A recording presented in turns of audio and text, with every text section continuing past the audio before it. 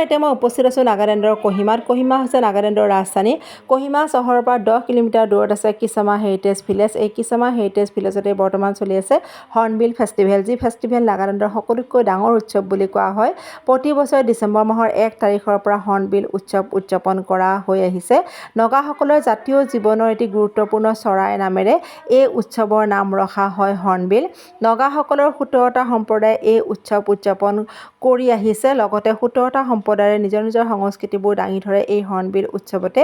সংস্কৃতি বুলি ক'লে 17টা সম্প্ৰদায়ে তেওঁলোকৰ খোৱা খাদ্য, সাজ পোছাক, অলংকাৰ, কলা, শিল্প, ভাস্কৰ্য সকলোখিনি এই উৎসৱত দূৰ দূৰণিৰ পৰা অহা আলহী অতিথিবোৰৰ আগত প্ৰদৰ্শন কৰে। এই হৰ্ণবিল উৎসৱ এই বছৰতে 25 বছৰীয়া পূৰ্ণ যৌৱনা হৈ উঠে। যিসকলে হৰ্ণবিল উৎসৱলৈ আহিব বিচাৰে তেওঁলোকক জনাওঁ যে হৰ্ণবিল উৎসৱ ডিচেম্বৰৰ 10 তাৰিখলৈকে আছে। আপোনালোকে ইচ্ছা কৰিলে আহিব পাৰে। হৰ্ণবিল থলীৰ পৰা বিভিন্ন ভিডিঅ' লৈ মই আহি আছোঁ। তেতিয়ালৈকে ভালে থাকক। Bye bye.